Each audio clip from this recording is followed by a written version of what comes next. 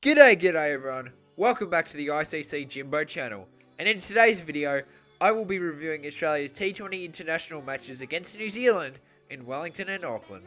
Up the Aussies! Game 1, Wellington Sky Stadium. New Zealand won the toss and elected to bat first, which initially seemed like a great idea since the pitch was looking like a batter's pitch.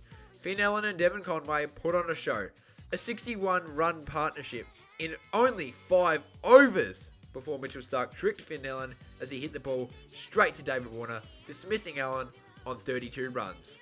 After Allen's departure, it was all New Zealand as Rachin Ravindra and Devon Conway put on a clinic with a massive 113-run partnership before Pat Cummins striked with the ball, with Mitchell Starc getting a beautiful catch from the deep, which means Rachin had to depart on 68 runs.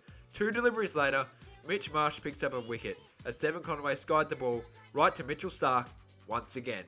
With a couple of quick runs from Glenn Phillips and Mark Chapman, the Kiwis set a total of 215 runs to win. The first couple of overs were perfect from Australia with David Warner and Travis Head.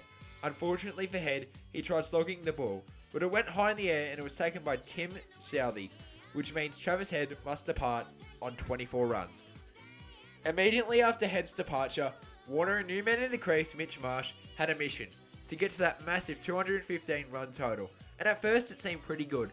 Mitch Marsh was on fire, but plans to reach that target were put on hold once again after Warner got caught out by Glenn Phillips in the deep, meaning Warner had to go on 32 runs.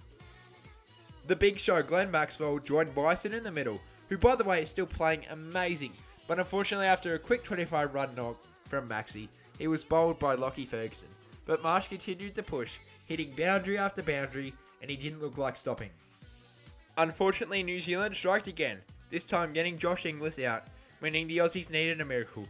We needed 44 runs off 20 balls to win. Enter Tim David, getting a heroic 31 off 10, including 12 off 3 to give Australia a miracle victory as we win this match by 6 wickets and we take the lead in this T20 series. Game 2, Auckland, Eden Park. New Zealand once again won the toss, but this time they elected to field. David Warner unfortunately got injured, which means Steve Smith is having a chance to prove himself to play in the T20 World Cup as he enters the squad as Warner's replacement. This wicket at Eden Park was a bit odd. Balls were getting skied into the air, but luckily getting away with either a 4 or a 6. Unfortunately for Steve Smith, he was the first one to depart after an LBW from Lockie Ferguson. Travis Head and Mitch Marsh were putting on a show for the Kiwi fans at Eden Park. Travis Head in particular smacking the ball around the park before he was unfortunately bowled out by Ben Sears. Glenn Maxwell once again joins Mitch Marsh in the middle, but once again departs cheaply as Trent Boult catches Maxi with only 6 runs on the board. Pretty much immediately after Maxwell's departure, Mitch Marsh gets caught by Trent Boult again, putting the Aussies in a bit of a pickle. And it didn't get any easier as Josh Inglis 5 runs, Tim David 17 runs, and Matthew Wade 1 run were dismissed by either Lockie Ferguson, who got an impressive 4 wickets, or Michael Santner. The Aussies are in need for a hero. Enter Pat Cummins, who got an essential 28 runs with the assistance of Nathan Ellis, who got 11 runs. Unfortunately for Cummins, he was caught out by Lockie Ferguson, who continues his terrific form. From there, Adam Zampa and Josh Hazlewood went out on a combined total of 1 run, meaning New Zealand needed 174 runs to win and level the series up. It didn't take very long for Australia to strike, with Josh Hazlewood dismissing Finn Allen after an inside edge went straight into the stumps. 2 overs later, Will Young launched a ball from Pat Cummins into the air. It looked like Young would get away with this, but Matthew Wade had other plans as he took an absolute screamer to send Young to the sheds. By far the best catch of this series as Australia put New Zealand on the back burner. It didn't take very long for Mitchell Santner to be dismissed as he was bowled by Nathan Ellis, and exactly an over later, Tim David caught Mark Chapman out. From there it was over as Adam Zampa picked up 4 wickets, Nathan Ellis picked up the last wicket to not only hand Australia the win, but also the series, as New Zealand ended their innings on 9 for 102. Due to Devon Conway's injury, New Zealand didn't want to risk him possibly getting even more hurt. As an Australian myself, we showed a lot of resilience with the bat out there, even when we were in some serious trouble, so it's good to be rewarded with this victory. Game 3, Auckland, Eden Park.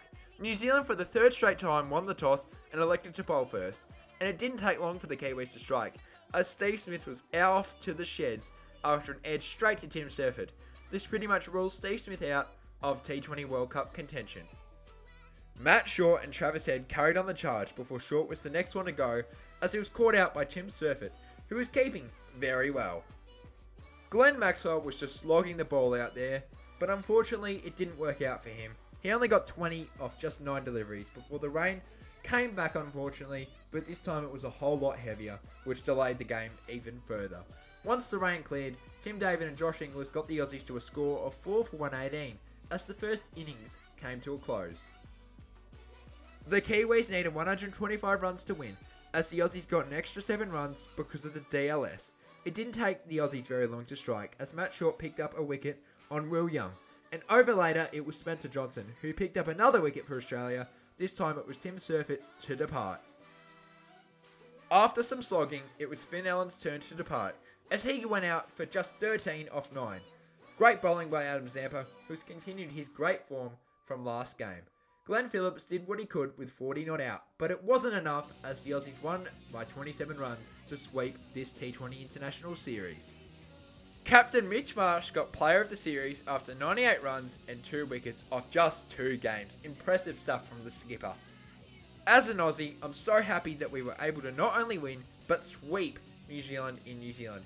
But the celebrations won't be for very long, as we have a test series against New Zealand to win as well. Thanks for watching, guys. It's been a fun series to watch and review, so thanks again for watching. And until next time, cheers.